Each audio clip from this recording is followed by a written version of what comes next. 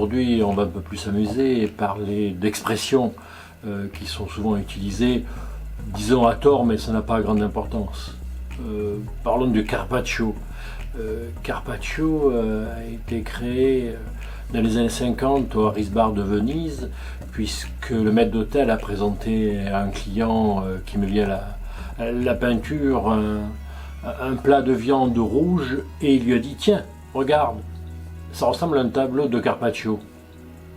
Et c'est à ce moment-là que c'est arrivé le nom du Carpaccio. Alors si ce n'est pas rouge, ce n'est pas forcément un Carpaccio de la Saint-Jacques ou une filette dorade, et plutôt un effilé ou des pétales de dorade ou de Saint-Jacques. Donc rouge, Carpaccio.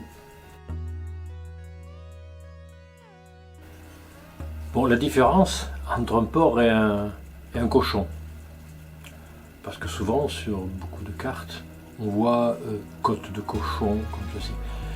Cela ne peut pas être puisque le cochon est vivant et le porc, c'est une fois qu'il est mort, comme dans beaucoup de langues comme l'espagnol ou l'anglais.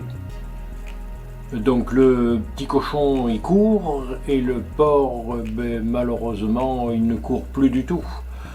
Donc dans les plats, c'est du porc et pas du cochon. Dire nous allons manger des tapas. Eh bien, les tapas n'existent presque plus puisque c'était uniquement une tartine, une tranche de pain qui était posée sur un verre de manzanilla pour éviter que les petits insectes tels que les mouches ou les abeilles aillent se tremper dedans, dans le sud de l'Espagne.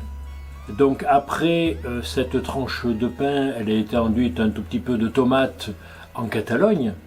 On l'appelait toujours tapas. Et maintenant, ce qui est plus employé, au Pays Basque entre autres, ce sont les pinchos.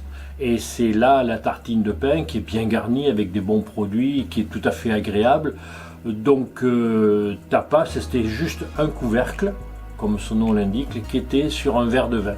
Mais manger des pinchos, c'est quand même très très très bon. Et dans la même veine que les tapas, il y a la bodega. Bodega en Espagne n'a rien d'un endroit où l'on peut manger. C'est uniquement l'endroit où nous faisons du vin, c'est-à-dire une cave, tout simplement. Donc la cave, c'est tout à fait agréable, mais ce n'est pas recommandé d'y manger. Par contre, le mot cava en espagnol ne veut pas dire la cave du tout, mais c'est l'effervescent, l'équivalent d'une méthode champenoise, qui est souvent très bonne, en Espagne aussi, fait avec des bons cépages. Il y en a qui font des bonnes choses. Donc on peut faire du cava dans une bodega, mais ne pas y manger.